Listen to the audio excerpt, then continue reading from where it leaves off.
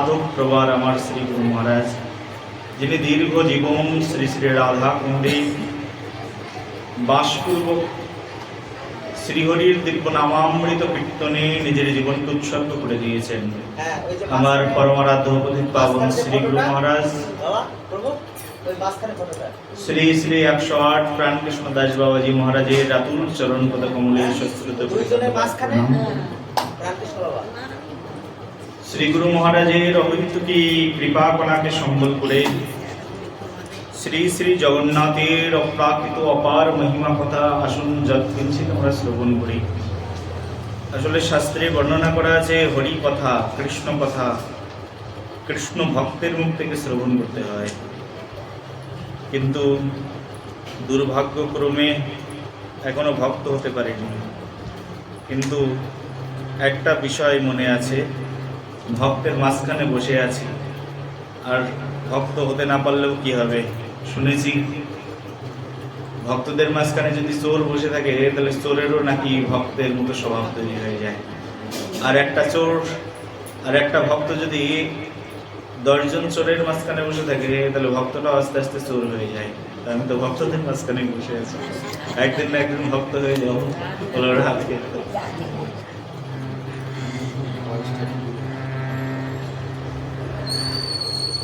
আসুন, জগন্নাথের রথ এসেছে আর সেই উপলক্ষে আমরা এখানে বসে আছি হরিকথা শ্রবণের জন্য। জগন্নাথ এসেছেন, জগন্নাথ আস্বাদন করছেন দিব্য বৃন্দাবনের সমহিমা মণ্ডিত লীলা, আর সেই লীলা আস্বাদিত হচ্ছে গণ্ডিচা মন্দিরে। স্বয়ং প্রভু এসেছেন কৃপা করে। জগন্নাথের কৃপার অন্ত নেই। জগন্নাথ এমন করুণাময় যে জগৎ সংসারে ভগবানের যত রূপ আছে সকল রূপের মধ্যে জগন্নাথের রূপটি সবচেয়ে বেশি কৃপাময় একটি রূপ। তার রূপটাই হচ্ছে কৃপার প্রতিবিম্ব, কৃপার স্বরূপ।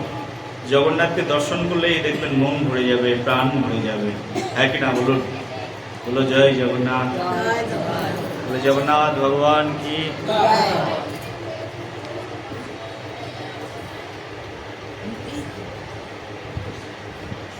জগন্নাথের রূপটি করুণাময় রূপ, তার মতো করুণা জগৎ সংসারে আর কোনো কিছুর মধ্যে নেই।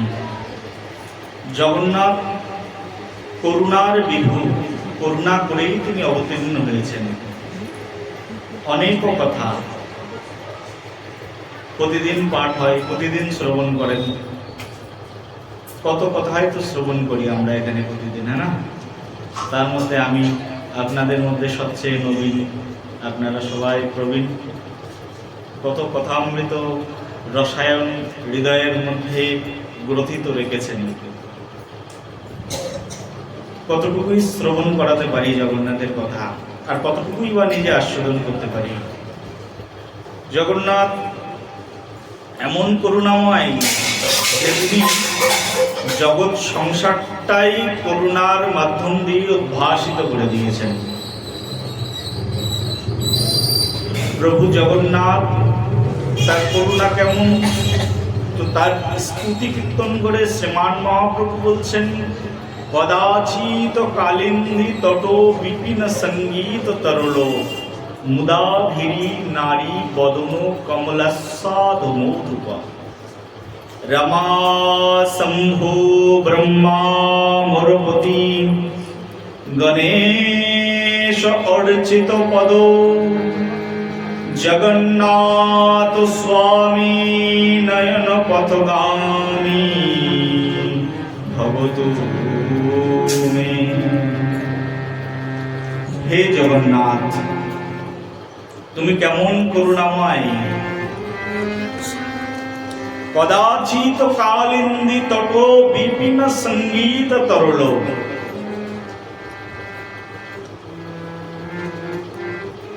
যমুনার তীরে তীরে বনের মধ্য দিয়ে প্রভু চলে যান কৃষ্ণ, আর বিপিন সঙ্গীত তরল, তরল সঙ্গীত সুধা আস্বাদন করান জগৎজীবকে, নিজে আস্বাদন করে অন্যকে আস্বাদন করান। প্রভুর করুণায় এরকম নিজে আস্বাদন করেন আর জগৎবাসী সবাইকে আস্বাদন করান। আর সেই প্রভুর বন্দনাকে করেন বলছেন রমা শম্ভু। রমা যার আরাধনা করেন, শিব পার্বতী শিব যার আরাধনা করেন, শিব ও শম্ভু যার আরাধনা করেন, সেই প্রভুই হচ্ছে আমার জগন্নাথ। সাধারণ কথা, গণেশের অর্চিত পদ, গণেশ অর্চিত পদ, গণেশের অর্চিত পদ হচ্ছে প্রভু জগন্নাথ। জগন্নাথের আরাধনা সাধারণ মানুষ করেন না। বহুনাম জন্মনামন্তে, বহু জন্ম অতিবাহিত হয়ে যায়। বহুনাম জন্মনামন্তে জ্ঞানবানাম প্রপদ্যন্তে বাসুদেবম সর্বামিতি সমহাত্মা সুদুর্লভঃ। শাস্ত্র বলছে বহু জন্ম অতিবাহিত হয়ে যায়। আর বহু জন্ম অতিবাহিত হলে এক জন্ম নয়, এই জন্ম পরের জন্ম পরের জন্ম। এখন তো ভারতবর্ষে জন্ম হয়েছে আমাদের সবার, আমরা প্রত্যেকেই কত ভাগ্যবান যে ভারতবর্ষে আমাদের জন্ম হয়েছে। মনুষ্যকুলে জন্ম, তাও আবার ভারতবর্ষে, শ্রেষ্ঠ জন্ম। যারা আজকে এই মুহূর্তে আমেরিকাতে জন্মগ্রহণ করেছে তাদের জন্ম শ্রেষ্ঠ জন্ম নয়। যারা আফ্রিকার জঙ্গলে জন্মগ্রহণ করেছে মনুষ্যকুলে, তাদের জন্ম শ্রেষ্ঠ নয়, কারণ তারা কৃষ্ণ ভজন জানে না, তাই তাদের জন্ম শ্রেষ্ঠ নয়। যারা উপজাতির বংশে জন্মগ্রহণ করেছে তাদের জন্ম শ্রেষ্ঠ নয়, কারণ কৃষ্ণ ভজনের সুযোগ তাদের নেই। আর আমরা কত ভাগ্যবান, আমি তো কত ভাগ্যবান। ভারত ভূমিতে, ভারত ভূমিতে হইল মনুষ্য জন্ম, যার জন্ম সত্য করি করো করো খোকা। চৈতন্য চৈতামৃতের শিক্ষক কৃষ্ণদাস কবিরাজ গোস্বামী। ভারত ভূমিতে জন্ম হয়েছে, তাও মনুষ্যকুলে। না চাইতেও যখন শৈশব, না চাইতেও শৈশবে হরিনাম কানের মধ্যে ভেসে এসেছে। চাইনি শুনতে, কিন্তু হরিনাম ভেসে এসেছে কানে, শুনেছি। নাম প্রভুর কৃপা হয়েছে, আজ কৃষ্ণ চরণে রতিমতি হয়েছে, কৃষ্ণ ভক্তের সামনে গিয়ে প্রণাম করার অভিরুচি হয়েছে। নাম প্রভুর কৃপা, নাম শ্রবণ করতে পেরেছে। ভারত ভূমিতে এমন একটা ভূখণ্ডে জন্ম হয়েছে যেখানে না চাইতেও আমার কর্ণ মন্দিরে নামামৃতের প্রভা, নামামৃতের শক্তি নিতুই নিতুই হৃদয় দেশের মধ্যে স্থিত হয়েছে। প্রভু কৃপা করে নাম শ্রবণের সামর্থ্য দিয়েছেন। হিন্দু ঘরে জন্ম হয়েছে, কত বড় ভাগ্য আমাদের। যদি মুসলিম ঘরে জন্মগ্রহণ হতো, নাম শুনতাম কিন্তু নামের মহিমা উপলব্ধি হতো না। মুসলিম ঘরে জন্মগ্রহণ যদি হতো ভারতবর্ষে হলে তো তাও অনেকটা ভালো। যদি অন্য অন্য কান্ট্রিতে মুসলিম ঘরে জন্ম হতো, হরিনাম শুনতে পারতাম কিনা, কখনো সাধু সঙ্গ পেতাম কিনা। এইভাবে মানব জন্ম বহু হয়, বলছে 4 লক্ষ বার মানব জন্ম হয়ে যায়। বহুনাম জন্মনামন্তে জ্ঞানবনম নম প্রপদ্যন্তে। বহু জন্ম অতিবাহিত হতে হতে হতে হতে হতে হতে কত জন্ম কমিউনিস্ট হয়ে জন্মগ্রহণ করলাম, তারপরে কোনো না কোনো দিন হয়তো সাধুগুরু বৈষ্ণবের কৃপা হয়ে গেল। ব্রহ্মাণ্ড ভ্রমিতে কোনো ভাগ্যবান জীব গুরু কৃষ্ণ প্রসাদ, গুরু আর কৃষ্ণের প্রসাদ পেয়ে গেলাম। গুরু কৃষ্ণ প্রসাদে পায় ভক্তি লতা বীজ। সাধুগুরু বৈষ্ণবের কৃপা হলো, তারপরে আমি জানলাম ভগবান শ্রীকৃষ্ণই একমাত্র ভগবান। ভগবান কৃষ্ণই যে ভগবান, আর কৃষ্ণ ভক্ত হওয়া যে আমাদের জীবনে প্রয়োজন, আর কৃষ্ণ মন্ত্রের দীক্ষা নেওয়াটা যে প্রয়োজন, এটা উপলব্ধি করতে একটা মানুষের বহু জন্ম চলে যায়। না হলে সাধারণ মানুষ সাধারণত কি করে, এই জগৎ সংসারে যত মানুষ আছে সবাই বিভিন্ন উপপত্তির উপাসনায় নিজেকে ব্যাপৃত করে রেখেছে। যে যার মতো দেবতা ধরে নিয়েছে, যার যেমন কামনা বাসনা। কামনা বাসনা অনুসারে সেই সকল দেবতা ধরে নিয়েছে। यन्ति देवव्रता देवान् पितॄन् यन्ति पितृव्रता भूतानि यन्ति भूतेजा यन्ति मद्जाजिनयोगि माम्। কত মানুষ আছে শুধু পিতা মাতাকেই ভগবান বলে মনে করেন, পিতৃপুরুষের উপাসনা করেন। পিতৃণ পিতৃব্রতা। কেউ কেউ আছেন, এই তো কিছুদিন আগে আমি গেলাম তারাপীঠ থেকে, তারাপীঠের উপর দিয়েই গেলাম একচক্রা ধাম, নিত্যানন্দ প্রভুর জন্মস্থান। এখানে ভূত প্রেতের উপাসনা হয়, ভূত প্রেতের উপাসনা। তানি ইয়ান্তি ভূতেজা। কত উপাসনা আছে। দেবদেবতাদের উপাসক কম নেই জগৎ সংসারে। তার মধ্যে ব্রহ্ম উপাসক। কেউ কেউ মনে করেন পরমাত্মাই ভগবান, পরমাত্মার উপাসনা।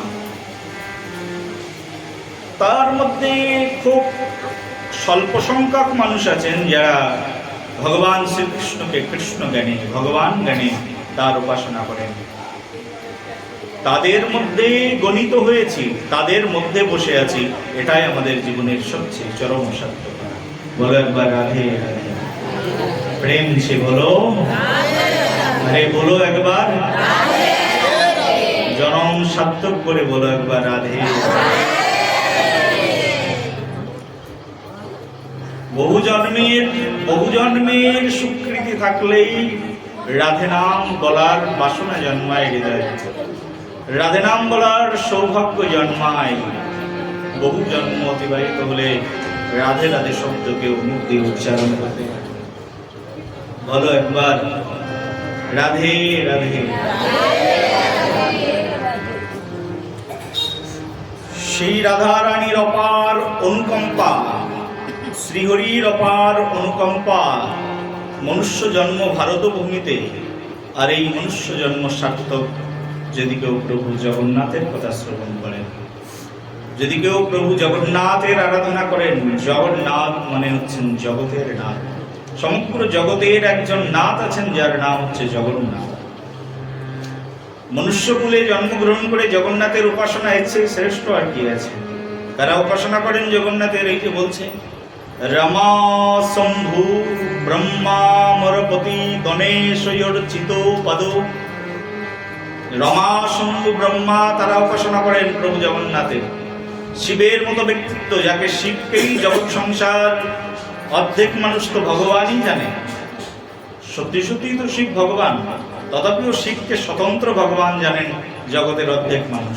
সেই শিব যার উপাসনা করেন তিনি হচ্ছেন আমার প্রভু জগন্নাথ। জগন্নাথ স্বামী নয়নপথগামী ভগবান।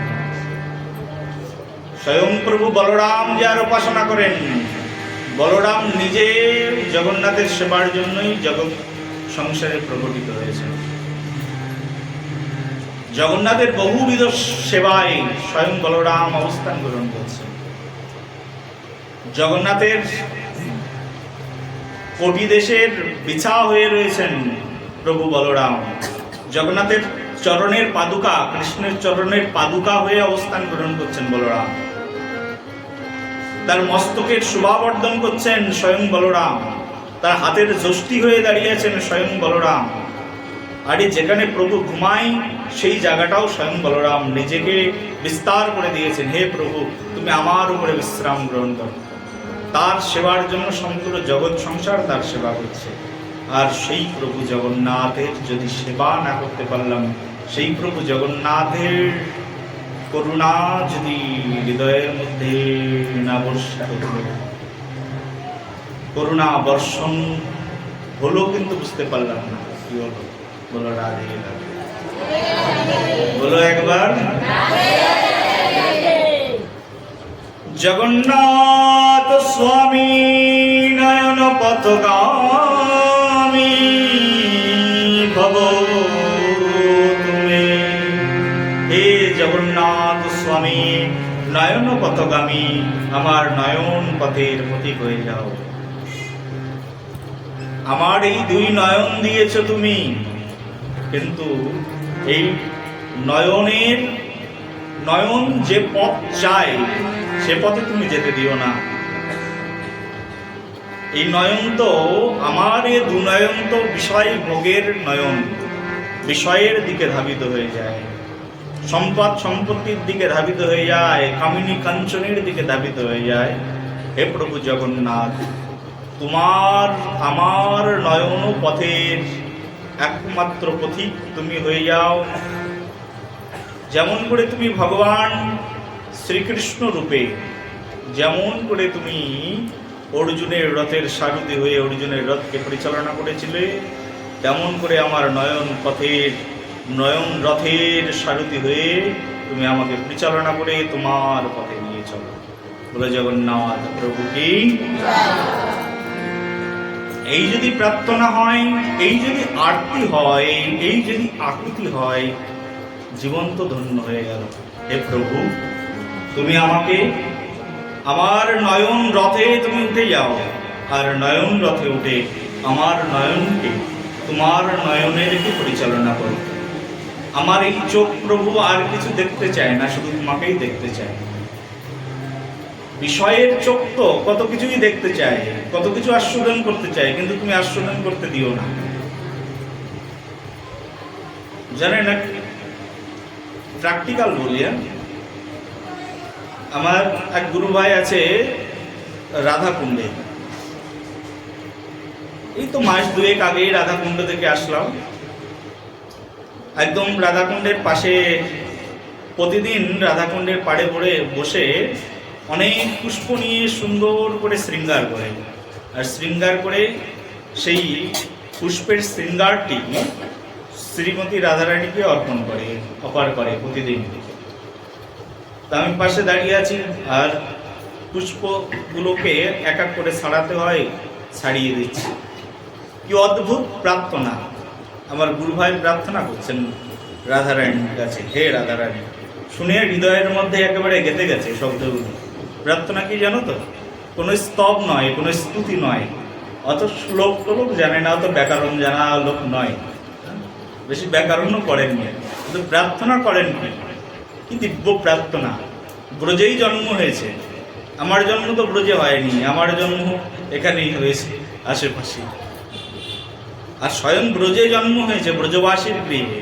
কত জন্মের সার্থকতা থাকলে, কত জন্মের সাধনা থাকলে কারোর বৃন্দাবনে জন্ম হয়, বৃন্দাবনেই জন্ম হয়েছে। আর প্রার্থনাটা কত সরল, লেখাপড়ার বিদ্যা নয়, হৃদয়ের প্রার্থনা। হৃদয় থেকে বলছেন, হিন্দি ভাষায় বলছেন, ও রাধা রানী, मेरे राधा रानी, हमारा प्रिया प्रीतम, हमारी बात सुनो, मैं बोल रहा हूँ सुनो तुम। কি क्या কি সেই কথা যা আমি তোমাকে নিবেদন করছি। বলছে, হে প্রিয়াজি, আমার এই বাত শোনো তুমি। আমি যদি কখনো তোমার কাছে আমার ভোগ্যবস্তু কিছু চেয়ে নি, তুমি কখনো দিও না আমাকে। হয়তোবা আমার মনের ভুলে কখনো চেয়ে নিলাম, কারণ আমি তো ভ্রমিত জীব। এই জগৎ সংসারে আমরা যারা আছি সবাই ভুল করবো, হ্যাঁ কি না বলো? হ্যাঁ মায়েরা, ভুল করবো তো, সবাই ভুল করার প্রবণতা আছে। হে প্রভু, আমি ভুল করে তোমার কাছে কিছু চেয়ে নিতে পারি। হে রাধারানী, আমি তো তোমার কাছে ভুল করে কিছু চেয়ে নিতে পারি, কিন্তু কোনোদিন যদি বিষয় চেয়ে নিই, আমি ভুল করে চেয়ে নিলেও তুমি ভুল করে যেন বিষয় আমাকে প্রদান করো না, তোমার চরণে অহৈতুকী ভক্তি দিও। এই হচ্ছে প্রার্থনা। বুঝতে পারো? নিজে হিন্দি ভাষায় বলছে, রাধারানীর কাছে প্রার্থনা করছে। স্তম্ভিত হয়ে গেলাম কিছু সময়ের জন্য প্রার্থনা শুনে। প্রতিদিন বলেন একই প্রার্থনা, প্রতিদিন রাধারানীর কাছে গিয়ে বলেন। আমরা যেমন অনেক শ্লোক আওড়িয়ে, শ্লোকের কথা দিয়ে ভগবানের কাছে নিবেদন করি, আর কি দিব্য স্বচ্ছ প্রেমময় ভাব। রাধারানী বোঝেন না এমন কোনো ভাষা আছে, এমন কোনো শব্দ আছে? যিনি অন্তরে বসে আছেন তিনি তো অন্তরের সব কথাই বোঝেন। বলো একবার রাধে রাধে। প্রেম এসে বলো। অন্তরে যিনি বসে আছেন তিনি তো অন্তরের ভাবটাই বোঝেন। আমি শব্দ দিয়ে তাকে সন্তুষ্ট করতে পারি না, ভাব দিয়েই শুধু তাকে সন্তুষ্ট করা যায়। তিনি তো ভাবগ্রাহী, ভাবটুকুই গ্রহণ করেন, আর কি বা গ্রহণ করার আছে জগৎ সংসারে? কি অপার অপরিমেয় করুণা জগৎ সংসারে। যদি একবার ভক্ত হয়ে যেতে পারি, তাদের মতো যদি হতে পারি, প্রার্থনা যদি একবার এরকম হয়ে যায়, এই জগৎ সংসারে আর কি চাই? হে প্রভু, কবে আমার মন এমন একাগ্র হবে তোমার কাছে চাইতে পারব? এই জগৎ সংসারে সবাই বিষয় বাসনা করি, আমার এটা দাও, সেটা দাও, সেটা দাও। হে প্রভু, তোমার চরণ সেবায় কবে রতি জন্মাবে? কবে আমার এই চঞ্চল চিত্ত একাগ্র হবে? কবে আমি তোমায় আমার করে ডাকতে পারব? যেদিন প্রভু আমি তোমাকে আমার করে ডাকতে পারবো, সেদিন আমার জীবন ধন্য হয়ে যাবে। প্রভু জগন্নাথের তো করুণার শেষ নেই। প্রভু জগন্নাথ ইচ্ছা করলে সব দিতে পারেন। দেখো, শ্রীমান মহাপ্রভু গৌর সুন্দর যবে নবদ্বীপ থেকে চলে গেলেন, মাতৃ আজ্ঞা, তার পিছনে তো অনেক কারণ থাকে। মাতৃ আজ্ঞা, দূরে যাবে না। কিন্তু দূরে যাবে না, যাওয়ার তো অনেক জায়গা আছে, কিন্তু প্রভু আশ্রয় নিলেন ঠিক একেবারে জগন্নাথের কাছে। কারণ জগন্নাথ সাধারণ কেউ নন তো, তার মধ্যে সব রস মিশ্রিত রয়েছে। জগন্নাথের দিকে তাকালেই সব কিছুই মিলে যাবে। দেখো, এই জগৎ সংসারে জগন্নাথের করুণা এরকম, তুমি যদি গৌরনিতাইয়ের কাছে যাও, গৌরনিতাইকে দেখবে সবসময় গৌরনিতাই দুহাত তুলে দাঁড়িয়ে আছেন, দুহাত তুলে ডাকছেন, নিতাই ডাকে আয় রে আমার, গৌর ডাকে আয়, আজকে নামের হাট বসেছে, প্রেমের হাট বসেছে, আয় তোরা ছুটে ছুটে আয়। নিতাই গৌর দুহাত তুলে সবাইকে ডাকছেন, দুবাহু সব সময়।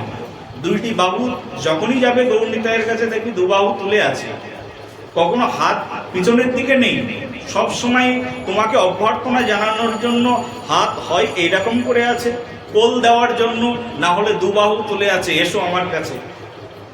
আত্মসমর্পণের ভাব, কোল দেওয়ার ভাব, এই ভাব নিয়ে গৌর নিতাই সবসময় দাঁড়িয়ে আছে।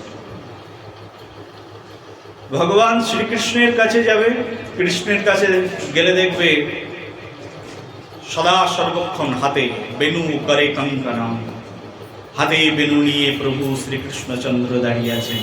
সুরের মূর্ছনায় তোমার হৃদয়কে দলিত করবার জন্য, দোদ্দুল্যমান করবার জন্য প্রভু কৃষ্ণ হাতে বংশী নিয়ে দাঁড়িয়ে রয়েছেন তোমার জন্য।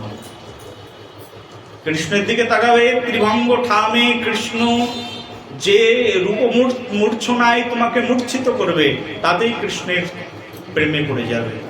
একবার যাবে বাঙ্কে বিহারীতে, শ্রী বৃন্দাবনে, বাঙ্কে বিহারীর চোখের দিকে তাকালেই তুমি একবারে প্রেমে পড়ে যাবে। তোমার সঙ্গে নয়নে নয়ন মিললেই বাঙ্কে বিহারী তোমার সঙ্গে সঙ্গে চলে যাবে। বলো বাঙ্কে বিহারী লাল কি। বৃন্দাবনে যাবে, রাধারমন মন্দিরে, রাধারমনকে দেখবে, ছোট্ট রাধারমন একবার মূর্তির মধ্য থেকে গোপাল ভট্ট গোস্বামীর প্রার্থনায় প্রকটিত হয়েছেন রাধারমন লাল।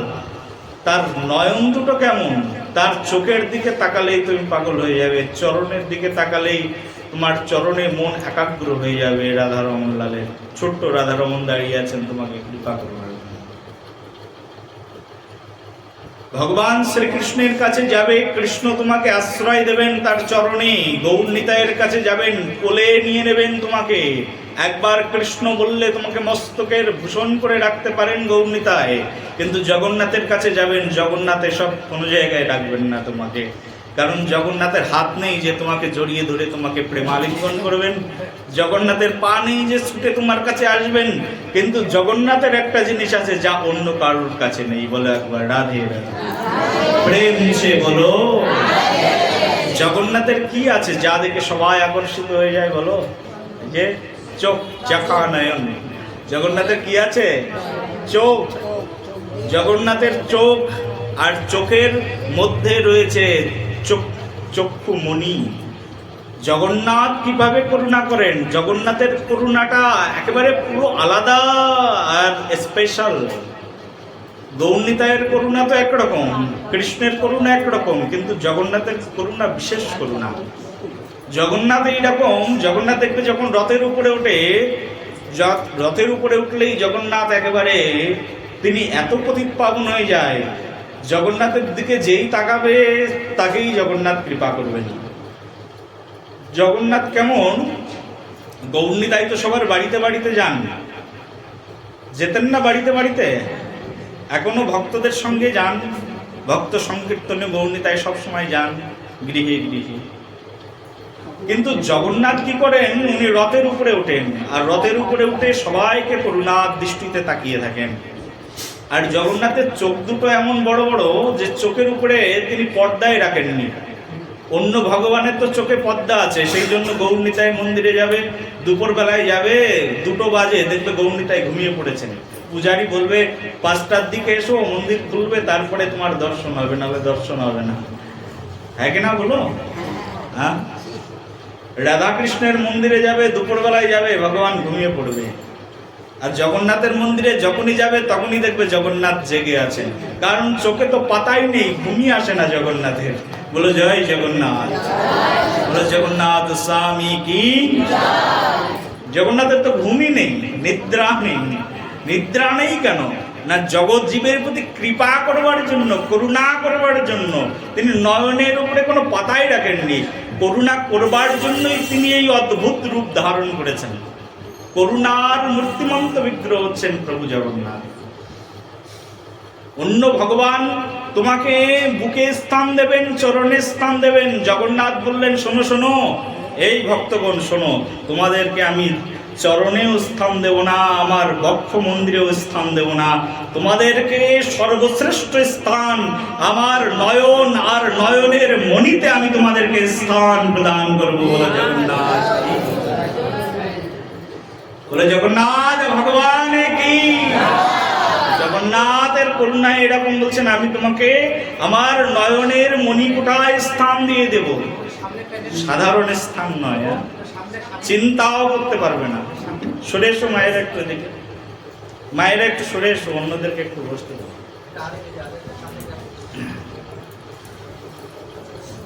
দেখো, জগৎ সংসারে জগন্নাথের করুণা এরকম যে জগন্নাথ সমগ্র জগতের নাথ, সমগ্র জগৎকে যিনি অঙ্গুলি লেহনে পরিচালনা করেন, এই একই জগন্নাথ যখন রথের উপরে ওঠে না, রথের উপরে উঠলে তার আর কোনো শক্তিই থাকে না, তার মানে সে আর চলতে পারে না। এবার তো পুরীতেই ছিলাম, জগন্নাথের রথের সামনে দাঁড়িয়ে আছি, অদ্ভুত ঘটনা শোনো। জগন্নাথের রথের সামনে দাঁড়িয়ে আছি, জগন্নাথ হাত ধরেই নিয়ে গেছেন, যেখানে দাঁড়িয়ে আছি সেখানে। আমার মতো পাপীকে একেবারে হাত ধরেই নিয়ে গেছেন, নাহলে ওখানে যাওয়া যায় না যেখানে গেছি। সবার শেষেই ঘর থেকে বেরিয়েছি, একটু অলস তো, একটু কুড়ে তো, আর কি বলবো, অকর্মণ্য তো, ভজনহীন তো, প্রেমহীন তো, এই কারণে একটু দেরিতেই বেরিয়েছি। আর সবাই তো সকাল থেকেই ওয়েট করছে জগন্নাথের রথযাত্রা। একেবারে প্রচুর বৃষ্টি, বৃষ্টির মধ্যে সবাই ভিজে ভিজে দাঁড়িয়ে আছে। সুখের শরীর তো, সুখ দিতে দিতে শরীরকে এরকম বানিয়ে ফেলেছি, বৃষ্টিতে ভিজবো, একটু দেরিতেই যাব জগন্নাথকে দর্শন করতে। দেরিতেই বেরিয়েছি, জগন্নাথ একেবারে হাত ধরে নিয়ে একদম রথের সামনেই দাঁড় করিয়ে দিয়েছেন আমাকে। রথের সামনেই দাঁড়িয়েছি, একেবারে সিকিউরিটিদের পাশেই দাঁড়িয়ে ভাবছি, জগন্নাথ হে প্রভু, কৃপা করে সম্মুখে যখন নিয়ে এসেছো, কৃপা নিশ্চয় করবে। আরে আমার মতো পাপীকে কি অত সহজে কৃপা করা যায়? জগন্নাথের রথের সামনেই দাঁড়িয়ে থাকলাম। আমি ভাবছি, বলরামের রথ বেরিয়ে গেল, বলভদ্রের রথ বেরিয়ে গেল, রথের দড়ি ধরলাম না, জগন্নাথের রথের দড়ি ধরবো। সুভদ্রার রথ বেরিয়ে গেল, জগন্নাথের রথের দড়ি ধরবো। কিন্তু ওই দিন জগন্নাথ বেরানি, ওই দিন আর যাত্রাই করেননি। বলি পাপীর পাপটাই থেকে গেল। বলো একবার রাধে রাধে। এবছরেরই ঘটনা, যেদিন জগন্নাথে যাওয়ার কথা ওই দিন যাইলেন, তার পরের দিন সকালে বেরিয়েছেন জগন্নাথ। 2 জন চলে গেছেন অলরেডি, আর জগন্নাথ যেখানে দাঁড়ানো সেখানেই দাঁড়িয়ে আছে। আমি ভাবলাম, হায় রে, বলভদ্রের রথ টানলাম না, সুভদ্রা মহারানীর রথ টানলাম না, থাকলাম জগন্নাথের জন্য, জগন্নাথ গেলই না। জগন্নাথ ওদিন আর বেরোলোই না, চুপচাপ দাঁড়িয়ে থাকলো। তার কৃপার কথা এই জগৎ সংসারে কেউ বুঝতে পারবে না। তার লীলা এমন, তিনি কবে কি করবেন কেউ বুঝতে পারবে না। আর মনে মনে কত লীলা স্ফুরণ হচ্ছে, ভাবছি, যা শুনেছি সাধুগুরু বৈষ্ণবের মুখে। আমি তো মূর্খ, তার থেকে জানবো। সাধুগুরু বৈষ্ণবদের চরণের কাছে বসে যায়, তারা কিছু কিছু লীলা বলেন, শুনে শুনে মনের ভিতরে গেঁথে রেখেছি। এক ভক্ত আছেন জগন্নাথপুরীতে, এক ভক্ত ছিল, নাম হচ্ছে বলরাম দাস। একবার বলরাম দাস গেছেন জগন্নাথপুরীতে প্রভু জগন্নাথের রথ টানবার জন্য। দূর দেশ থেকে বলরাম দাস গিয়েছেন, রথের দড়ি ধরে টানবেন। আর জগন্নাথ যখন বেরাবেন ঠিক সেই মুহূর্তে জগন্নাথের দড়ি ধরেছেন। আর জগন্নাথের দড়িটা এমন জায়গায় ধরেছেন, পাণ্ডারা টানাটানি করতে করতে যারা জগন্নাথের সেবক ছিল তারা বলছে, তোমরা আমার কাছে কেন এসেছো? যেখানে আমরা দাঁড়িয়ে টানি সেখানে এসে তুমি রথের দড়ি ধরে টানছো, যাও। পূর্বকালের কথা, প্রায় 500 বছর আগের কথা। যাও, এখান থেকে বেরিয়ে যাও। তাকে বের করে দিল। আবার সে রথের দড়ি ধরে টানতে থাকলো। তারপরে জগন্নাথের এক ভক্ত তাকে ধাক্কা দিয়ে ফেলে দিল, অপমান করে। খুব মনে কষ্ট পেল, আর মনে কষ্ট পেয়ে সেখান থেকে বেরিয়ে চলে গেল। আর বেরিয়ে চলে গেলে গিয়ে সমুদ্রের তটে গিয়ে বসলো। আর মনে মনে ভাবছেন, হে প্রভু জগন্নাথ, তোমার আমাকে যখন পছন্দ না, আমি তোমার কাছে যাব না, কিন্তু আমি এখানেই তোমাকে স্মরণ করে এখানেই রথ বানাবো। আর একটা বালির স্তূপ দিয়ে তিনি রথ বানালেন, বালির রথ, বালুকা নির্মিত রথ। যেমন তো ছোট ছোট বালকরা এখনো যায় পুরীর সমুদ্রের পাশে, দেখবে অনেকে শিবের মূর্তি বানায়, কেউ কৃষ্ণের মূর্তি বানায়, যে যেমন খুশি তেমন বানায়, কেউ ভূতের মূর্তি বানায়, কত কিছু বানায়, কেউ ফুলের মূর্তি বানায়, যার যেমন ভাব তেমন কিছু মূর্তি বানায়।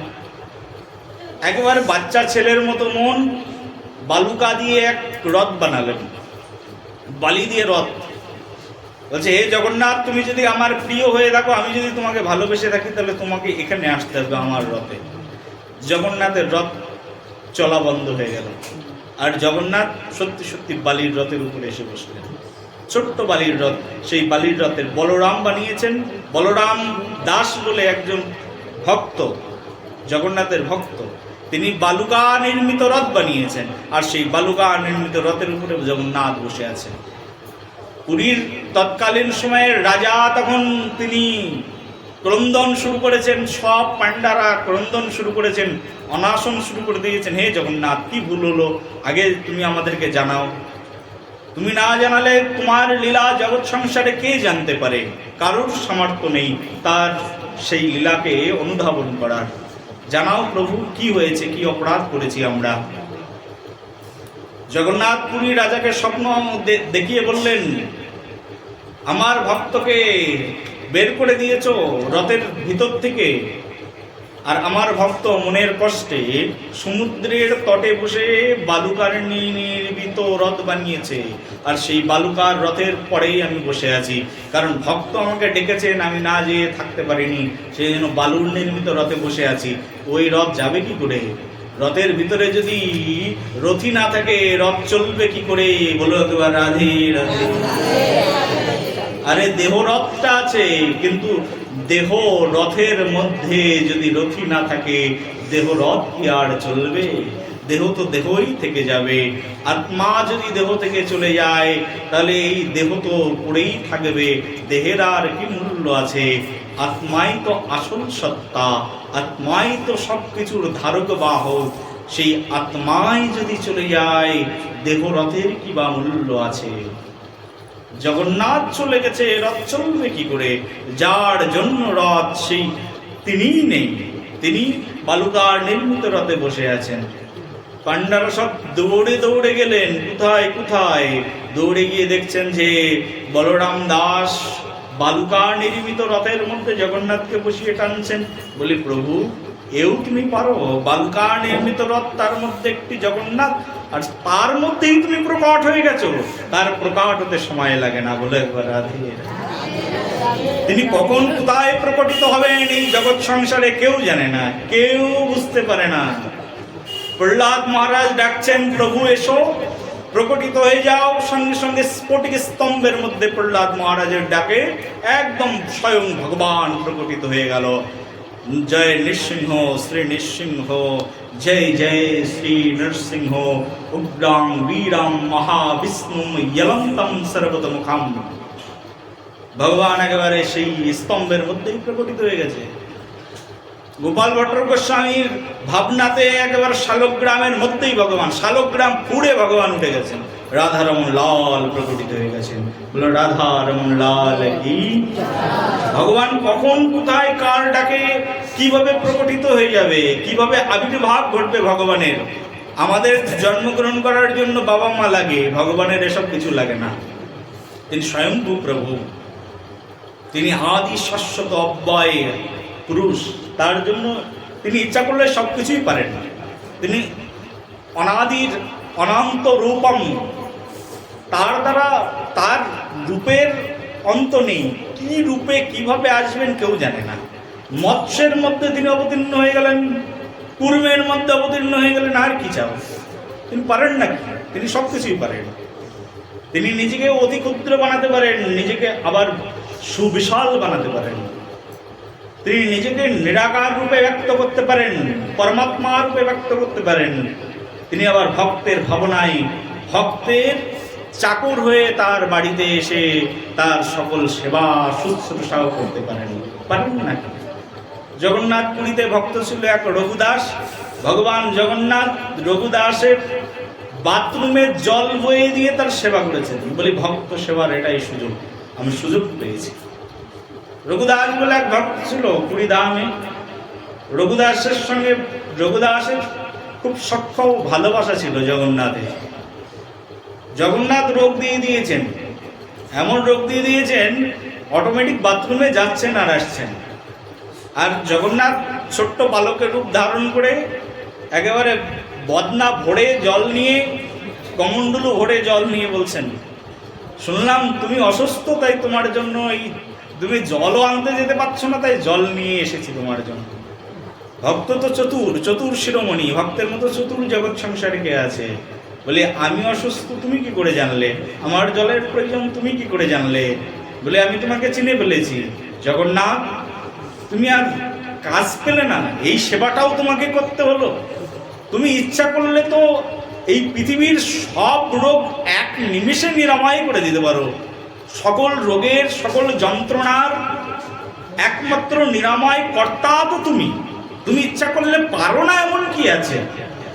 তুমি রোগ দিয়েছো আমাকে, না হলে হবে কেন? তুমিই দিয়েছো। আর দিলেই বা কেন দিলেন?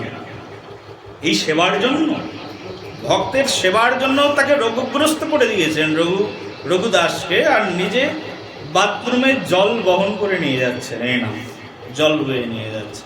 চিন্তা করতে পারো ভগবান পারেন নাকি? করুণা কি তার! তিনি ভক্তের জন্য সব কিছু করতে পারেন। আর জগন্নাথের মতো করুণা এই জগৎ সংসারে আর কোথাও দেখা যায় না। তার কি করুণা, অপার করুণা! আর করুণাময় বিগ্রহই তিনি। সবাই জানো এসব ঘটনা, বলার প্রয়োজন নেই। রোহিণী মাতা যখন সেই বিশাল সভাগৃহের মধ্যে বসে বসে ভাগবত কথা শ্রবণ করাচ্ছেন, রোহিণী মাতা বলছেন, সুভদ্রা দেবীকে বলেছেন তুমি দরজায় দাঁড়িয়ে থাকো। দরজায় দাঁড়িয়ে আছেন, কেউ যেন ঢুকতে না পারে, খুব সিক্রেট কথা হচ্ছে। সুভদ্রা একেবারে দরজার সামনে হাত দিয়ে দাঁড়িয়ে রয়েছেন। সিক্রেট কথা। কি সিক্রেট কথা? এই পৃথিবীর সর্বশ্রেষ্ঠ কথা আলোচনা হচ্ছে। সে কি কথা? ব্রজের কথা আলোচনা হচ্ছে, গপ্প রম্য প্রেম লীলার কথা আলোচনা হচ্ছে, ব্রজের প্রেমরথীর কথা আস্বাদন করা হচ্ছে, ভগবান শ্রীকৃষ্ণের বাল্য চরিত কথা আস্বাদন করা হচ্ছে। যে চরিত সুধা রাশি শ্রবণ করবার জন্য, যে চরিত সুধা রাশি শ্রবণ করবার জন্য সুখদেব নব অবতারে অবতারণ করেছেন, শুধু এই চরিত্র মাধুরী শ্রবণের জন্য। সেই চরিত মাধুরী কীর্তন হচ্ছে, আর সেই চরিত মাধুরী শ্রবণ করছেন সুভদ্রার দরজার পাশে দাঁড়িয়ে দাঁড়িয়ে। সুভদ্রাকে বলেছেন দেখো ঘরের মধ্যে কেউ ঢুকবে না, কিন্তু ভগবান কি আর ভগবানের কথা না শুনে পারেন? ভগবান কথা দিয়েছেন, নহম তিষ্ঠামি বৈকুণ্ঠে ইয়গিনাম হৃদয়ে নাচ মত ভক্ত ইয়াত্র গায়ত্রী তত্র তিষ্ঠামি হে নারদ। যেখানেই আমার নাম কীর্তন হবে, আমি প্রতিজ্ঞা করছি, যেখানেই আমার নাম কীর্তন হোক না কেন, যেখানে আমার চরিত্র মাধুরী আলোচনা আস্বাদন হোক না কেন, সেখানে আমি চলে আসবো। নাহাম তিষ্ঠামি বৈকুণ্ঠে। বৈকুণ্ঠে থাকি না আমি। যোগী নাম হৃদয়ে নাচা, যোগী হৃদয়েও থাকি না। যেখানে আমার ভক্ত, আমার গুণচরিত, আমার উত্তম মাধুরী, উত্তম কথামৃত রসলহরী যেখানেই কীর্তন করেন, আমি সেখানে এসে উপস্থিত হয়ে যাই। প্রভু কীর্তন করছেন, প্রভুর কথা কীর্তন করছেন স্বয়ং মাতৃদেবী। আর মাতৃদেবীর কথা শ্রবণ করে প্রভু কৃষ্ণ বলরাম দুইজন ছুটে এসেছেন।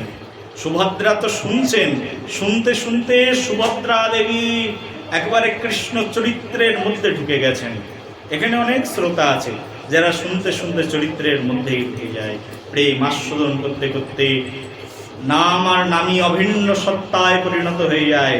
আস্বাদন করতে করতে আস্বাদনকারী আস্বাদনের লীলার গভীরে প্রবেশ করতে করতে লীলার স্বরূপের মধ্যে নিজেকে একেবারে তিনি সম্মিলিত করে ফেলেন। তেমনি ভাবে শুনতে শুনতে সুভদ্রা শরীরের মধ্যে নেই, লীলার মধ্যে প্রবেশ করেছেন। পাশে এসে কৃষ্ণ বলরাম দাঁড়িয়েছেন, জানেন না। আর কৃষ্ণ বলরাম পাশে দাঁড়িয়ে দাঁড়িয়ে, বোনের পাশে দাঁড়িয়ে দাঁড়িয়ে শুনছেন। কৃষ্ণ বলরাম দুইজন দাঁড়িয়ে দাঁড়িয়ে শুনছেন। শুনছেন কোন কথা? মা বলছেন সেই কৃষ্ণের সেই মধুর চরিত্র কথা, যেখানে শ্রীমতী রাধারানী যুক্ত রয়েছেন, যেখানে সাক্ষাৎ শ্রীজি যুক্ত রয়েছেন। সেই শ্রীজির প্রেম মোহিনী রম্য রূপ লীলাময় কথা যখন আস্বাদন করছেন, সেই কথা শুনতে শুনতে শ্রীজির বিরাহ দশার কথা শ্রবণ করতে করতে বিরাহ উৎকণ্ঠায় স্বয়ং প্রভু কৃষ্ণ, স্বয়ং বলরাম একেবারে তাদের দুই হাত কুক্ষির মধ্যে ঢুকে গেছে, দুই পদ একেবারে নিজের দেহের মধ্যে ঢুকে গেছে, কিম্বুত কুমাকার রূপ, আর ভুলে গেছেন। এখনো দেখবে যখন জগন্নাথ, এখনো পর্যন্ত জগন্নাথ যখন বিশ্রামে যান, যখন জগন্নাথের স্নান যাত্রা হয়, জগন্নাথ স্নানের পরে যখন জগন্নাথ অনবসন কালের মধ্যে সময় অতিবাহিত করেন, তখন শ্রীমান মহাপ্রভু তিনি আলারনাথে চলে যেতেন।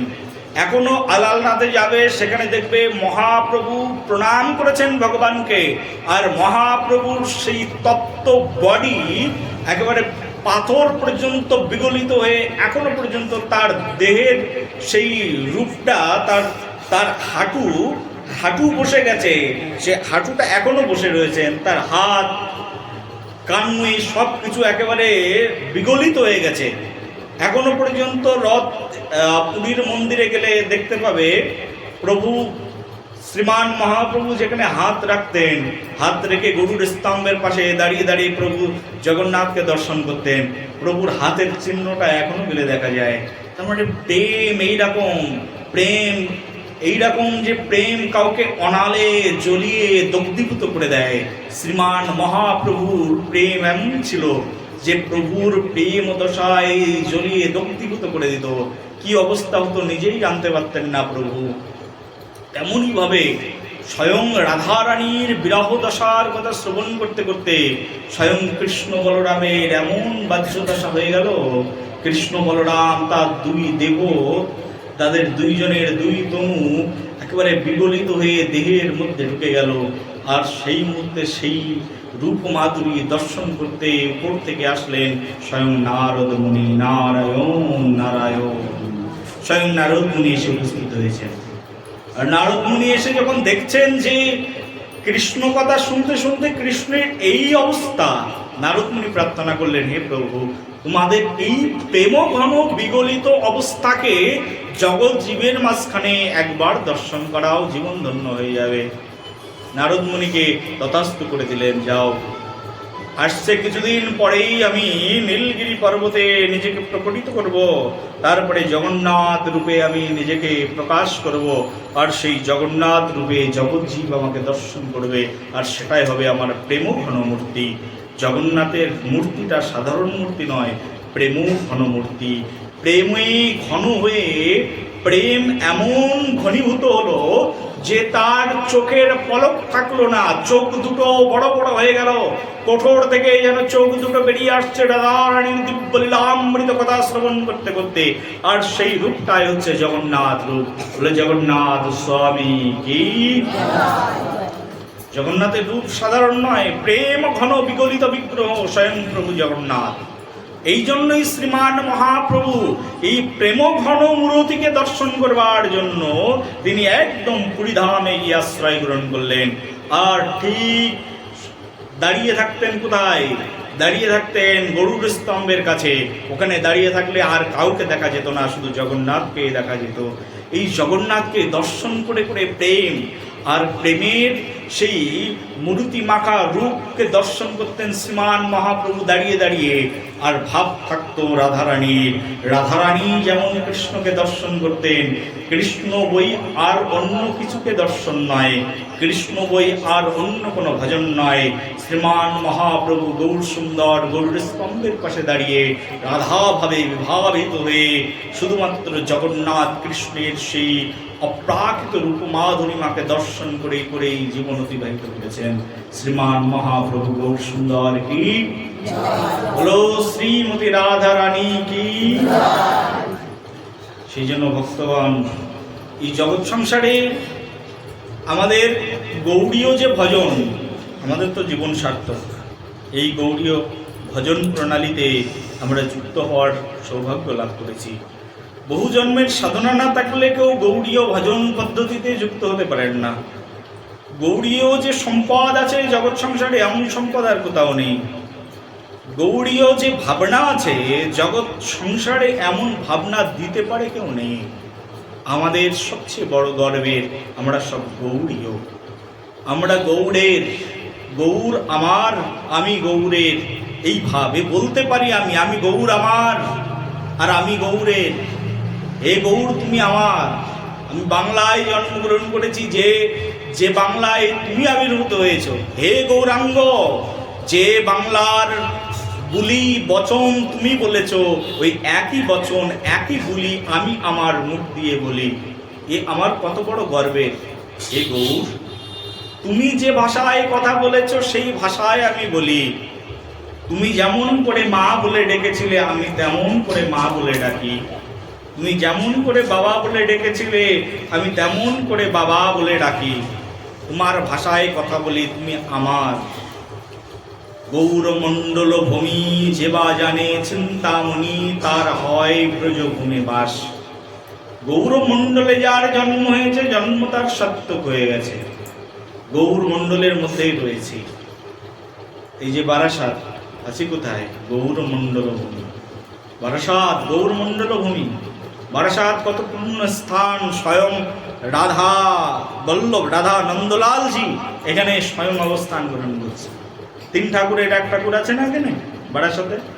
হ্যাঁ, বারাসাতের মধ্যেই তো আছে। তার মানে আমরা বারাসাতবাসী ধন্য কিনা? আমরা 1 পা হেঁটে গেলেই সামনে, কিছুক্ষণ হেঁটে গেলেই পানিহাটি ধাম। এদিকে পিছন দিকে হেঁটে গেলেই হরিদাস ঠাকুরের শ্রীপাঠ, সামনের দিকে হেঁটে গেলেই হরিদাস ঠাকুরের জন্মভূমি বুড়ুন গ্রাম।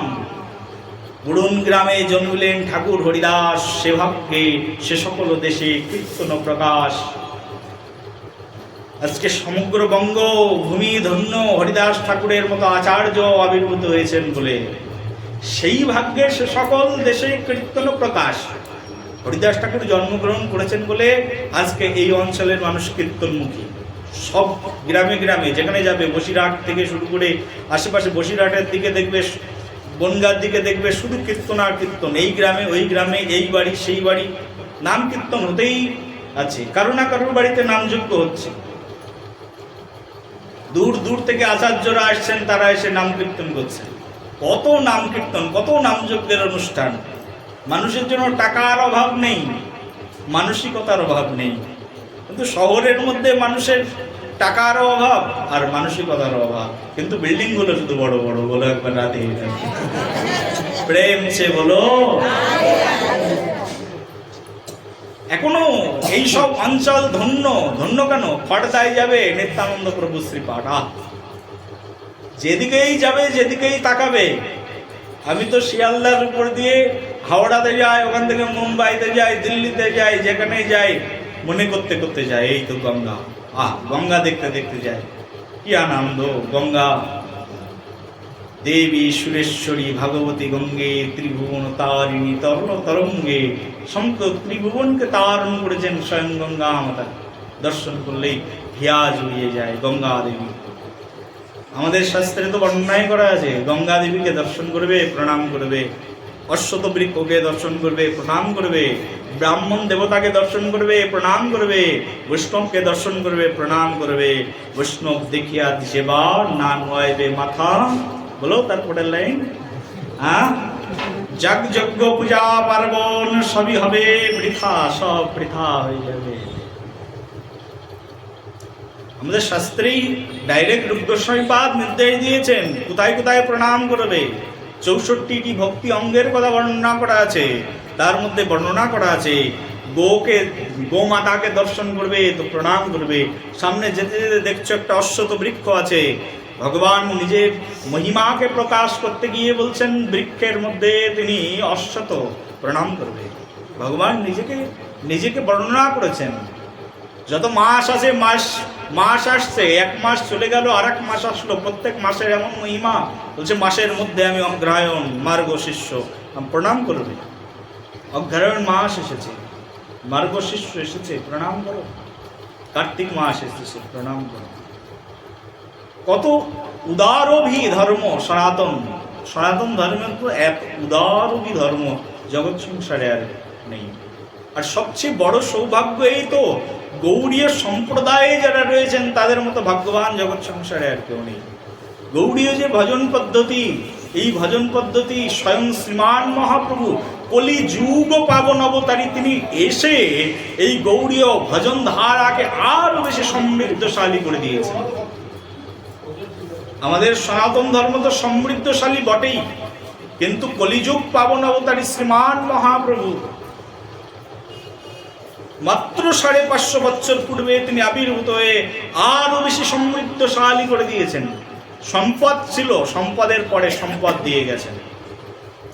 ঠাকুর দাদার ছিল 100 বিঘা সম্পত্তি, ভালো করে বুঝবে, ঠাকুর দাদার ছিল 100 বিঘা সম্পত্তি।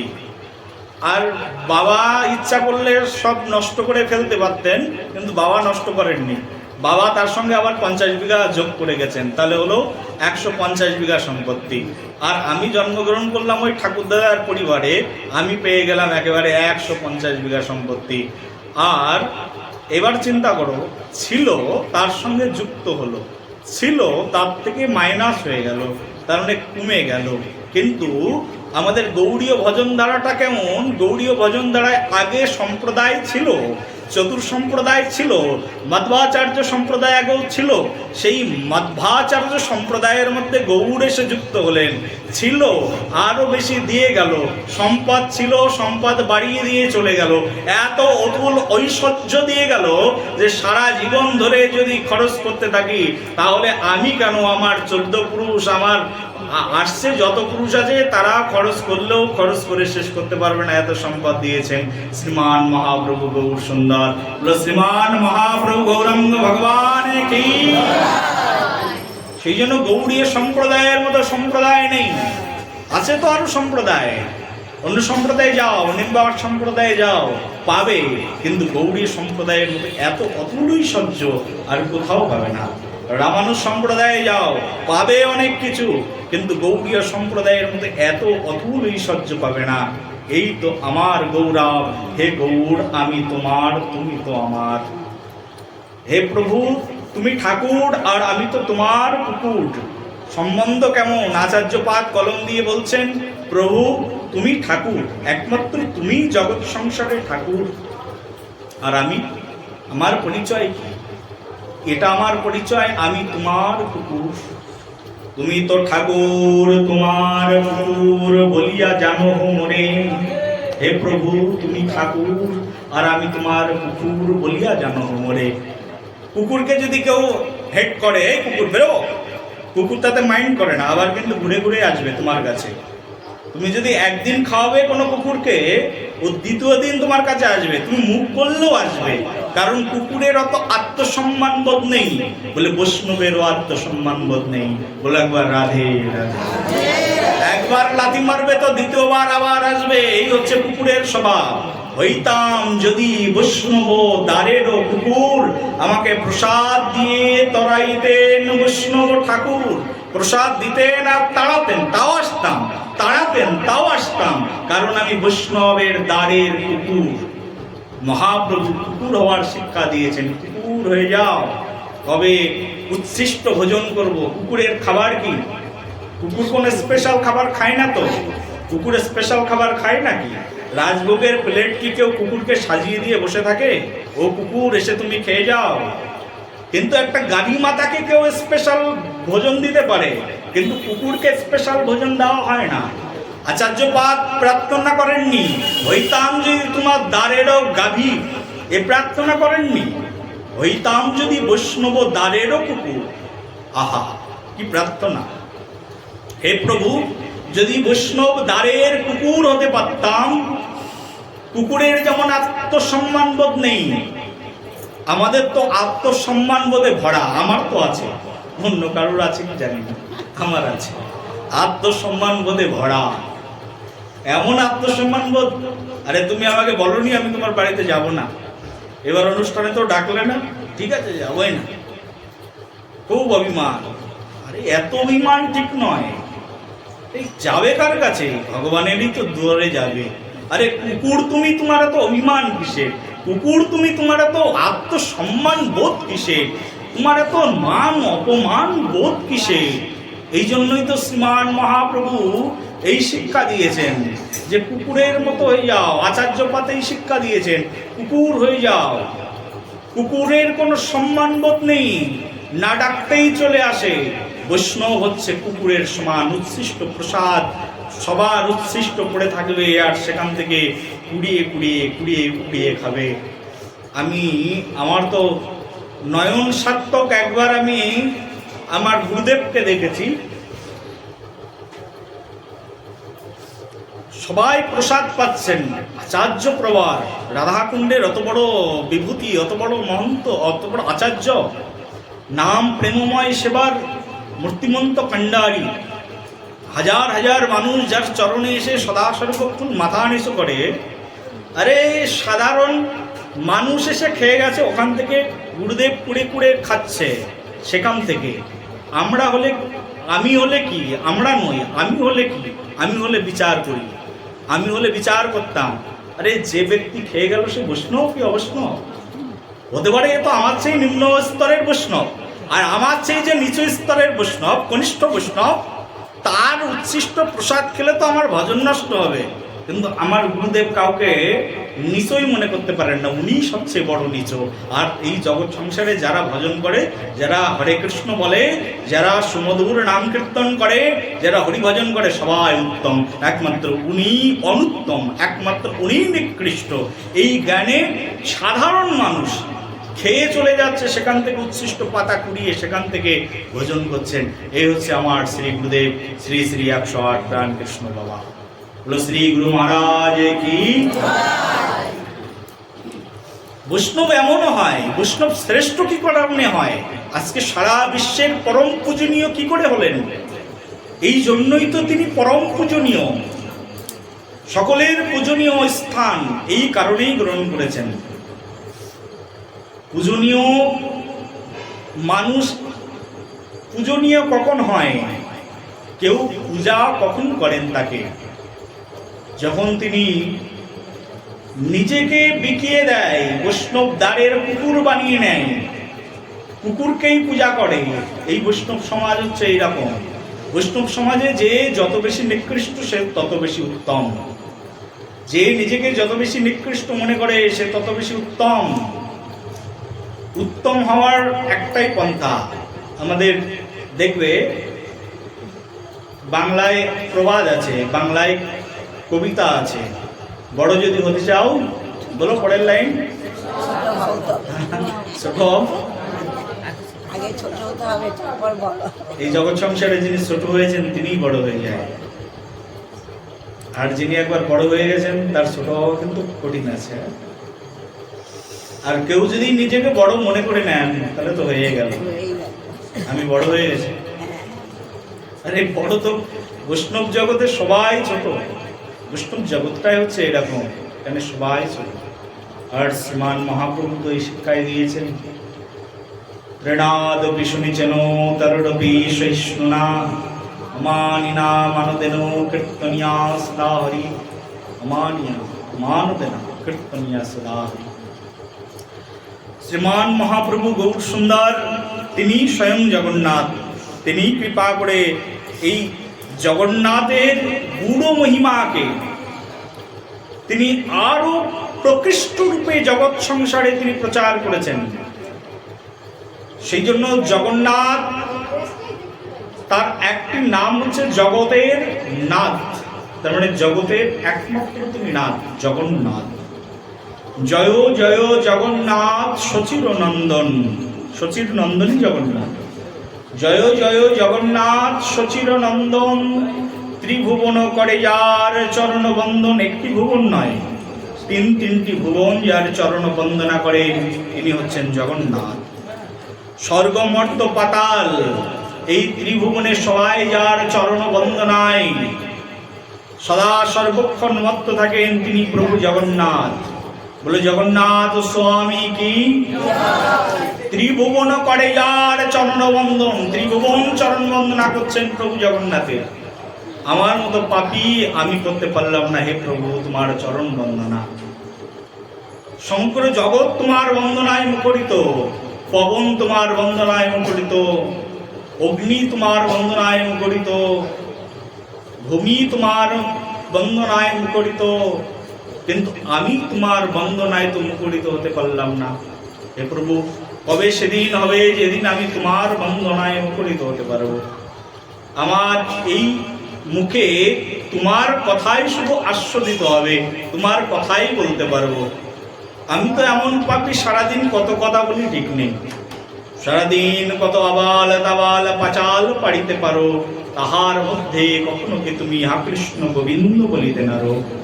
কত কথাই বলি, কিন্তু কই কৃষ্ণ কথা তো মুখ দিয়ে বলাই হয় না, হরি কথা তো মুখ দিয়ে বলাই হয় না, কত কথাই বলে যায়। কবে সেদিন হবে যেদিন শুধু আমার মুখ দিয়ে তোমার কথাই কীর্তন হবে? জগন্নাথ প্রভু তিনি জগন্নাথ, আর তার কথা শুনতে তিনি এত বেশি প্রসন্ন হন চিন্তাও করা যাবে না। নিজের কথা নিজে শুনে তিনি কত প্রসন্ন হন। কৃষ্ণ নিজেই নিজের কথা শ্রবণ করেন, তাই তিনি জগন্নাথ। বলে জগন্নাথ স্বামী কি। নিজের কথা শুনতে নিজেই তো চলে এসছেন, কাজকর্ম ছেড়ে দিয়ে চলে এসছেন। বলছে আমার কথা যে কীর্তন করবে আমি সেখানেই চলে যাব, বৈকুণ্ঠে থাকবো না, যোগী হৃদয়ে থাকবো না। আমার কথা যে বলবেন আমি তার কাছে চলে যাব, আর তার কাছে বসে বসে আমি আমার কথা শুনবো। বলে একবার রাধে রাধে। আমার কথা আমি শুনবো ভক্ত মুখে, ভক্ত বলবেন আমি সেখানে বসে বসে কথা শ্রবণ করবো।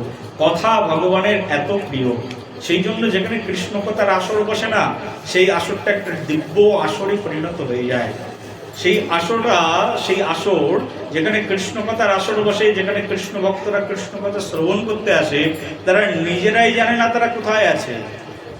বাড়ি থেকে যখন এসেছিলাম তখন বারাসাতের মানুষ ছিলাম, বারাসাতের মধ্যের মানুষ ছিলাম, কিন্তু বারাসাতের মধ্যে যখন গন্ডিচা মন্দিরে এসে কৃষ্ণ কথা শুনতে বসেছি, তখন আমি আর বারাসাতের লোক নেই, আমি এখন বৃন্দাবনের মানুষ হয়ে গেছি। বলে একবার রাধে প্রেম সে বলো।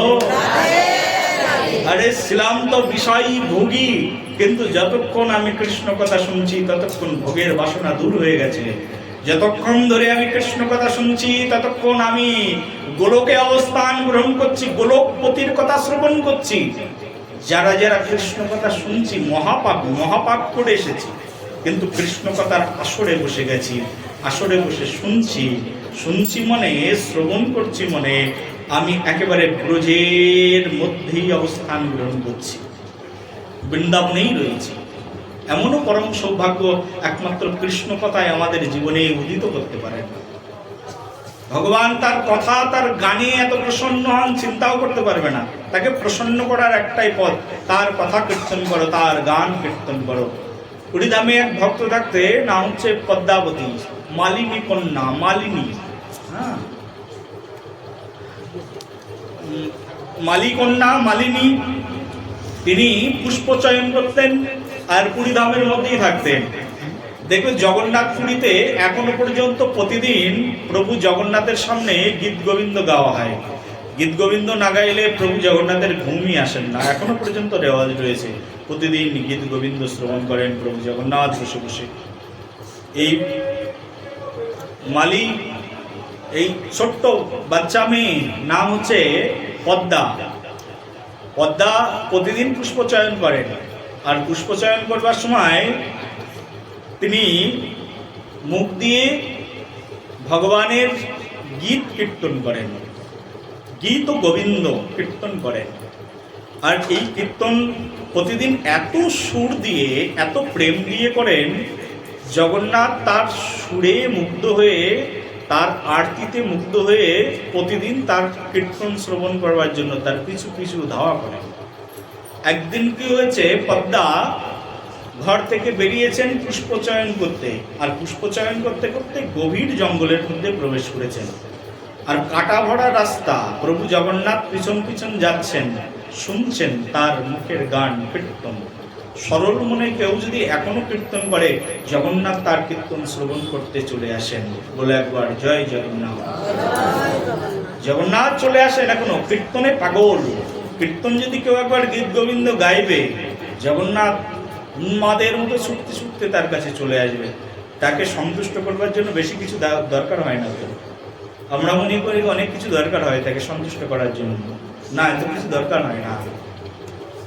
ভগবানকে সন্তুষ্ট করতে চাও, পত্রম পুষ্পম ফলম ত্বাম ইয়ামি ভক্তি প্রযুচ্যতি তদহাম ভক্ত উপহারিতাম अस्माমি প্রিয়াত্মনম। পত্র পুষ্প ফল জল দিলেই তিনি সন্তুষ্ট হয়ে যায়। একটু ফুল দিয়ে দাও, ফুলেই সন্তুষ্ট হয়ে যাবে। একটু জল দিয়ে দাও, একটা তুলসীর পাতা দিয়ে দাও, সন্তুষ্ট। বেশি কিছু চায় না ভগবান। জগন্নাথ গান শুনতে শুনতে পদ্মার পিছন পিছন চলে এসেছেন, আর গভীর জঙ্গলের মধ্যে প্রবেশ করেছেন, কাটা ভরা পথ। আর জগন্নাথের গায়ে ছিল উত্তরী, আর সেই উত্তরীয়টি একেবারে সেই কাটার বনের মধ্যে গিয়ে সেই কাটা বনের মধ্যে আটকে গেল, কাটার মধ্যে আটকে গেল। আর জগন্নাথের সেই উত্তরীয় ছিঁড়ে গেল, বস্ত্র ছিঁড়ে গেছে। ঘরের মধ্যে জগন্নাথ গীত গোবিন্দ শুনে ঠিক ঘরের মধ্যে চলে এসেছেন। ঘরের মধ্যে যখন চলে এসেছেন, তখন পুরীর পাণ্ডারা ভাবছেন, কে প্রভু জগন্নাথের বস্ত্র ছিঁড়ে দিল? ছিঁড়ে দেওয়ার মধ্যে কে আছে? প্রভুর বস্ত্র ছিঁড়তে পারে এমন সাহসকার আছে? না না, প্রভু হয়তো কোনো লীলা করেছেন। কি লীলা? কেউ বুঝতে পারলেন না। পরের দিন প্রভু জগন্নাথ যেতে যেতে পদ্মার সেই গান শুনতে শুনতে তার পিছনে ধাওয়া করতে করতে একেবারে বস্ত্র কাটার মধ্যে আটকেই গেল। এদিন তো ছিঁড়া ছিল, এদিন কাটার মধ্যে আটকে গেল। আর বিবস্ত্র অবস্থায় প্রভু জগন্নাথ মন্দিরে ফিরে এসেছেন। পাণ্ডা বলছেন, বস্ত্র পরিয়ে গেলাম, বস্ত্র গেল কোথায়? কেউ চুরি করলো নাকি? জগন্নাথের বস্ত্র মানে কি? রত্নখচিত বস্ত্র। জগন্নাথ তো অনেক দামি দামি বস্ত্র পরেন, জগতের নাথ তো, রাজা তো, প্রচুর দামি দামি বস্ত্র পরিধান করেন। তিনি গেল কোথায়? কেউ বুঝতেই পারলেন না। একজন আরেকজনের মধ্যে সন্দেহ প্রবণতা তৈরি হয়ে গেল। জগন্নাথ দেখলেন কি সর্বনাশ, ভক্তদের মধ্যেই সন্দেহ। একজন আরেকজনকে ভাবছেন চোর। না, সত্যি ঘটনা জানানো প্রয়োজন। জগন্নাথ সত্য ঘটনা জানিয়ে বললেন, শোনো, আমার ভক্ত প্রতিদিন এমন সুন্দর করে গীত গোবিন্দ কীর্তন করে যে কীর্তন শ্রবণ করবার জন্য আমি তার পিছু পিছু ধাওয়া করি, তার পিছু পিছু যেতে থাকি। তার কীর্তন শ্রবণের জন্য আমি উৎকণ্ঠায় থাকি, কখন সে কীর্তন করবে। আর তার কীর্তন শুনে আমার মনে খুব সুখ হয়, মনে বড় শান্তি হয়। তাই আমি তার কীর্তন শ্রবণ করবার জন্য যাই। কে সেই ভক্ত? সবাই খুঁজে বের করলেন সেই পদ্মাকে। ও পদ্মা, তোর কীর্তন শুনে প্রভু এত সন্তুষ্ট হয় যে তোর পিছু পিছু যায়। ঠিক আছে, তুই এক কাজ কর, এখন থেকে তোকে আর বাইরে বাইরে কীর্তন করতে হবে না। প্রভু কাটা ভরা রাস্তা দিয়ে যায়, কখনো কখনো এমনও হয় যে কাটার মধ্যে পা দিয়ে দিয়েছে, প্রভু পা দিয়ে রক্ত পর্যন্ত ঝরে যায়। তুই এক কাজ কর, তুই এখন থেকে মন্দিরের মধ্যে কীর্তন করিস। এখনো পর্যন্ত সেই পদ্মা তিনি দেবতার সেবা করে দেবদাসী হয়েছেন। এখনো পর্যন্ত দেবদাসীরা কীর্তন শ্রবণ করান, নৃত্য দর্শন করান। জগন্নাথ পুরীতে সেই রেওয়াজ এখনো পর্যন্ত রয়েছে। ভগবান খুব স্বল্পে সন্তুষ্ট হয়ে যায়, একটু কীর্তন গেয়ে দাও। এরকম নয় যে তোমার কণ্ঠ লতা মঙ্গেশকরের মতো হতে হবে, অত ভালো কণ্ঠ না হলেও চলবে। প্রেম থেকে গাও, মন থেকে গাও, ভালোবেসে গাও, ভগবান সন্তুষ্ট হয়ে যাবে। খুব সুন্দর পাঠ করে শ্রবণ করাতে হবে এমনটি নয়, বিশাল বড় বক্তা হতে হবে এমনটি নয়। হৃদয় থেকে চৈতন্য চরিতামৃত পড়ো, পড়ে পড়ে ভগবানকে শোনাও, ভগবান সন্তুষ্ট হয়ে যাবে। এই তো ভক্তি। ভক্তি আর কিছু নয়, এটাই ভক্তি। সুন্দর করে প্রেম দিয়ে, ভালোবাসা দিয়ে তাকে কীর্তন শ্রবণ করাও। কেউ কেউ ভাবে কি করে জগন্নাথের সেবা করবো, আমার তো কোনো গুণ নেই। আরে গুণ থাকা লাগবে না, গুণ তো তোমার হৃদয়ের মধ্যে আপনা আপনাই চলে আসবে। শুধুমাত্র শ্রী গুরুদেবের চরণে নিজেকে মনকে একাগ্র করে দাও। গুরুদেব তোমাকে বুদ্ধি প্রদান করবেন। ভগবান তোমাকে দদামি বুদ্ধি যোগাম, ভগবান তোমাকে বুদ্ধি যোগান দেবেন। কি করে তার সেবা করা যায়? জগন্নাথের সেবা বহুভাবে জগন্নাথের সেবা করা যেতে পারে। জগন্নাথের জন্য রন্ধন করে জগন্নাথের সেবা করো।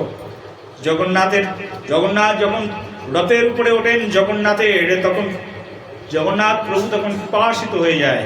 আর রথের উপরে কেউ যদি জগন্নাথকে একটা ডাব নিয়ে অর্পণ করে, হে প্রভু তোমাকে একটা ডাব অর্পণ করছি, জগন্নাথ প্রচণ্ড সন্তুষ্ট হয়ে যান। কি ভাবছ জগন্নাথের হাত নেই?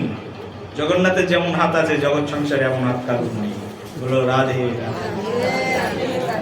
জগন্নাথের হাত জগৎ প্রসারে হাত, জগন্নাথের বিশাল হাত। জগন্নাথের অনেকে মনে করে জগন্নাথ তো ছোট, জগন্নাথ তো হাত নেই। আমাদের তো গৌড়ীয় ভজন রসিক ভক্ত যারা আছে তারা বলে এক জগন্নাথ মন্দিরে আছে ছোট জগন্নাথ, আর আমার প্রভু গৌর সুন্দর তিনি হচ্ছেন সচল জগন্নাথ। সুন্দর রসিক গৌড়ীয় রসিক ভক্তগণ রসে রসে আস্বাদন করেন সচল জগন্নাথ আর অচল জগন্নাথ। বলে অচল জগন্নাথ নয়, তিনি যেমন চলতে পারেন জগৎ ছুটি সারে, এমন কেউ চলতে পারেন না। দিল্লিতে একজন থাকতেন, নাম হচ্ছে পরমেষ্টি দর্জি। যখন পহুন্ডি বিজয় হয় না, রথযাত্রার আগে রথের উপরে ওঠার সময় পহুন্ডি বিজয় বলে একটা লীলা আছে। জগন্নাথ একটা বালিশের উপর থেকে আর একটা বালিশের উপরে, তার উপরে আর একটা বালিশের উপরে, তারপরে আর একটা বালিশের উপরে জগন্নাথ উঠে উঠে উঠে উঠে তারপরে রথের উপরে ওঠেন। জগন্নাথ যখন রথের উপরে ওঠেন পহুন্ডি বিজয় হচ্ছে। আর পরমেষ্টি দর্জি জগন্নাথের ভক্ত, প্রত্যেক বছর রথযাত্রায় যায়। এবছর আর যেতে পারেননি, কারণ এবছর সংসারী মানুষ তো এত ব্যস্ততা যে এবছর আর রথে যাওয়া হয়নি। আর দ্বিতীয় কথা অসুস্থ হয়ে পড়েছেন, জগন্নাথের রথে যেতে পারেননি।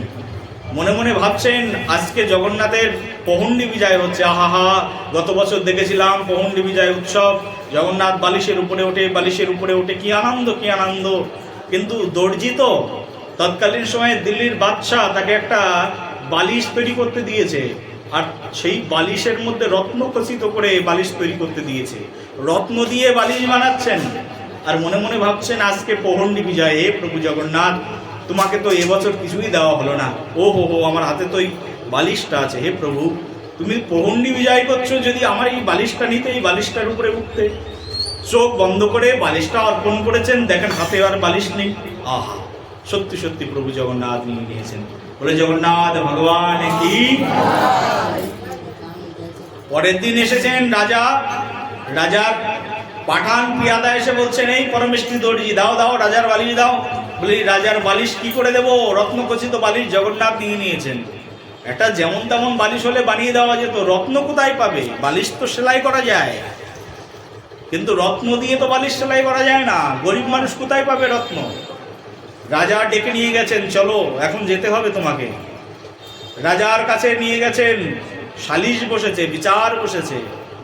বিচারে রাজা জিজ্ঞাসা করছেন, এই দর্জি এত বছর ধরে তুমি আমার বালিশ তৈরি করো, জামা কাপড় তৈরি করো, একটা রত্ন হারিয়ে যায় না, এবার বালিশটা কোথায় গেল? রত্নখচিত বালিশ, রত্ন দিয়ে তৈরি করা বালিশ গেল কোথায়? বলি এবার আমি আমার প্রভুকে দান করে দিয়েছি, প্রভু নিয়ে নিয়েছেন। বলে তোমার প্রভু থাকেন কোথায়? মুসলিম রাজা তো। বলে আমার প্রভু উড়িষ্যায় থাকেন, পুরী ধামে।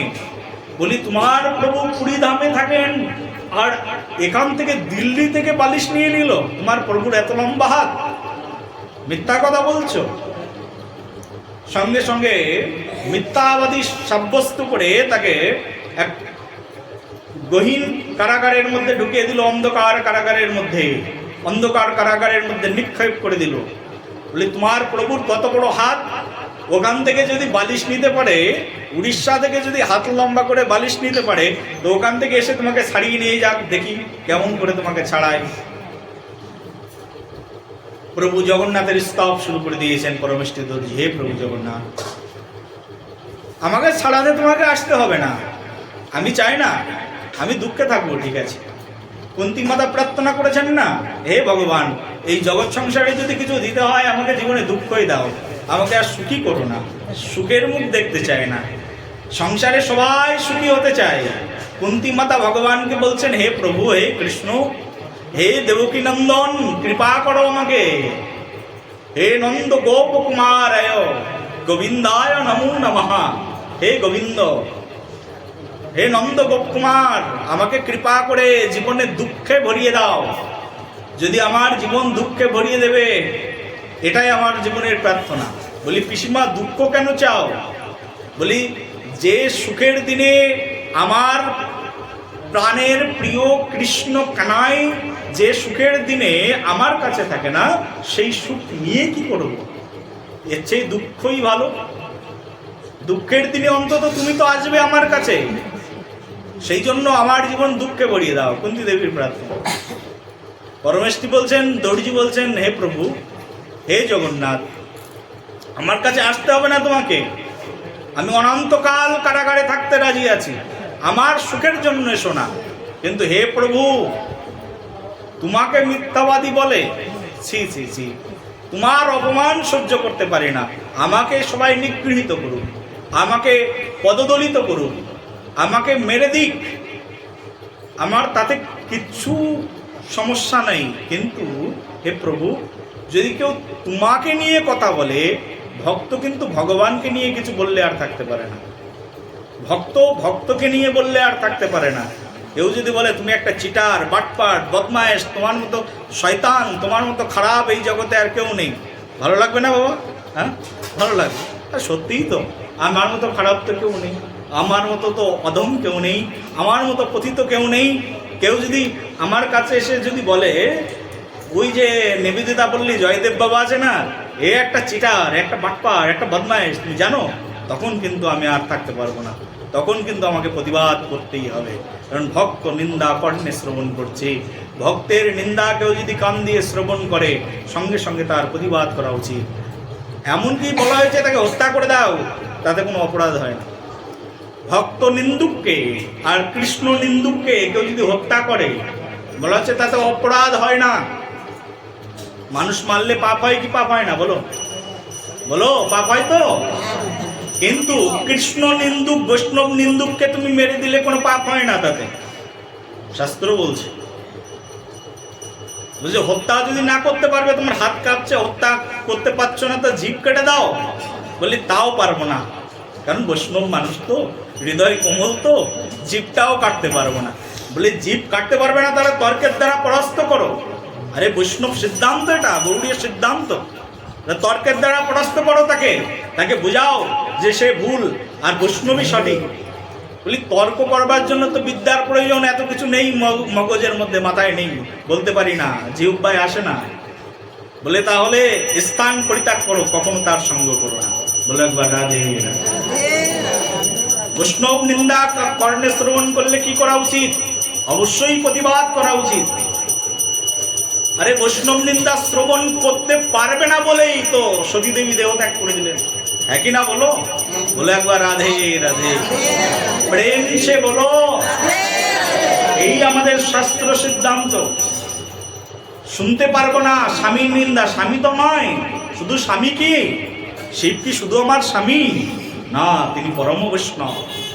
বৈষ্ণবানাম ইয়াথা শম্ভু, সকল বৈষ্ণবদের মধ্যে শ্রেষ্ঠ তিনি শম্ভু। আর বৈষ্ণব নিন্দা করেনি, বৈষ্ণব নিন্দা করণে কবু না করো শ্রবণ। যথা হবে বৈষ্ণব নিন্দা, যথা হবে গুরু নিন্দা, তথা নাই যাবে গুরু নিন্দুকের মুখ কবু না হেরিবে। যেখানে গুরু বৈষ্ণবের নিন্দা হয় সেখানে কোনোদিনের জন্য যাবে না। যতই প্রিয় মানুষ হোক না কেন তোমার, গুরু বৈষ্ণবের নিন্দা হয় সেখানে যাবই না। নিজের নিন্দা করুক, ভালো, আমার নিন্দা কেউ করছে, এ তো পরম সৌভাগ্য, তার মানে আমার সংশোধন হওয়ার সুযোগ হয়ে গেল। কিন্তু আমার সামনে কোনো বৈষ্ণবের নিন্দা হচ্ছে, তখনই একেবারে সেখানে অস্ত্র ধারণ করে অসিপত্র হাতে নিয়ে দাঁড়িয়ে যেতে হবে। বৈষ্ণবের নিন্দা শ্রবণ করা যাবে না করেনি, বৈষ্ণব নিন্দা করেনি কবু না করো শ্রবণ। সেই জন্য শুধু ভক্তগণ, এই পরমেষ্ঠী দর্জি বলছেন, হে প্রভু, আমাকে যত লাঞ্ছনা দেয় দিক, কিন্তু প্রভু তোমাকে নিয়ে প্রশ্ন করেছে, প্রভু দেখিয়ে দাও তোমার সত্যিকারের হাত আছে কি নেই। প্রভু জগন্নাথ চলে আসলেন রাতের বেলায় জগন্নাথ বলদেব দুইজন চলে এসেছেন। আর দুইজন চলে এসে রাজা ঘুমিয়ে আছেন, প্রহারীরাও ঘুমিয়ে পড়েছেন। পরমেষ্ঠী দর্জির সামনে এসে দাঁড়িয়েছেন। পরমেষ্ঠী দর্জির পিঠে ছিল একটা কুঁজ। ভগবান জগন্নাথকে প্রণাম করেই তার কুঁজ ভালো হয়ে গেল। জগন্নাথকে দর্শন করে তার রূপের উজ্জ্বলতা বেড়ে গেল। কেউ যদি ভগবানকে দর্শন করে তার রূপের উজ্জ্বলতা বেড়ে যায়। জগন্নাথকে দর্শন করেছেন, সাক্ষাৎ প্রভুকে দর্শন করে তার রূপের উজ্জ্বলতা বেড়ে গেল, যেন চির তারুণ্য ফিরে এলো তার মধ্যে, নব নব শক্তি সঞ্চারিত হয়ে গেল পরমেষ্ঠী দর্জির মধ্যে। হাতের শৃঙ্খল মুক্ত হয়ে গেল প্রভুর দর্শন পেতে না পেতেই। আর সঙ্গে সঙ্গে হাত জোর করে পরমেষ্ঠী দর্জি প্রভু জগন্নাথ বলভদ্রকে প্রণাম নিবেদন করলেন। প্রভু জগন্নাথ বলভদ্রের কে স্তব করলেন। আর বলদেব কেমন রাগী জানো তো? বলরাম একটু রাগী না? হ্যাঁ, দাপড়ে। কিন্তু এই লীলাতে আবার আলাদা চরিত্র, ক্যারেক্টার একেবারে পুরো পরিবর্তন এই লীলাতে। নিত্যানন্দ চরিত্র তার উল্টোটা। বলদেব যে বলছেন রাজাকে, বেটা আমাদের ভক্ত, তাকে তুই প্রহার করেছিস, তার দেওয়া উপহার নিয়ে তাকে তাচ্ছিল্য করেছিস, হাতে এত বড় তরবারি, হাতে এত বড় একটা চাবুক নিয়েছেন, আর চাবুক নিয়ে পিঠের উপরে মারতে শুরু করেছেন। রাজা মনে করছে স্বপ্ন দেখছি, হঠাৎ করে স্বপ্ন ভেঙে গেল, দেখছে গা রক্তে ভিজে। মেরেছে কে? স্বয়ং বলদেব মেরেছেন। মেরে একেবারে পিঠকে একেবারে রক্তাক্ত করে দিয়েছেন। কিন্তু কত বড় সৌভাগ্য দেখো, আজকে ভক্তের কৃপাতে সে স্বয়ং ভগবানের দর্শন পেয়েছে। বলে একবার রাধে। স্বল্পতম ভক্ত সঙ্গে কি হলো, ভক্তকে সঙ্গে করে নিয়ে এসছেন নিজের রাজপ্রাসাদে, নিজের ভবনে। দেখো কত সৌভাগ্য রাজার, মুসলিম রাজা নিজের গৃহে যখন বৈষ্ণব এসে পদার্পণ করেছেন, বৈষ্ণব পদার্পণ করার সঙ্গে সঙ্গে তার ভাগ্যের চাকা খুলে গেল, তার ভাগ্য প্রচ্ছন্ন হয়ে গেল, স্বয়ং ভগবান তার গৃহের মধ্যে অবতীর্ণ হয়ে গেল। স্বপ্নের মধ্যে হোক, যেভাবে হোক, ভগবানকে দর্শন করে ফেললো। ভগবানের হাতের মার খেলো, চাবুকের ঘা খেলো, পিঠ রক্তাক্ত হয়ে গেল। ওহো, বুঝতে পেরেছি তোমার ভগবানের অনেক লম্বা হাত, অনেক ভুল করেছে, অনেক অনুতপ্ত হলো। এভাবে মুসলিম রাজার হৃদয়ের মধ্যে প্রেম ভক্তির প্রকাশ হয়ে গেল। স্বয়ং ভক্তের চরণ যদি কেউ আশ্রয় গ্রহণ করে থাকে, তাহলে একদিন না একদিন তার কৃষ্ণ চরণ অবশ্যই প্রাপ্ত হয়ে যায়। আসুন সবাই ভক্তগণ, আমরা প্রেম ভরে জগন্নাথের এই চরিত্র কথা আগামীকালও আস্বাদন করব। আর আজকের কথা এখানেই বিশ্রাম করব।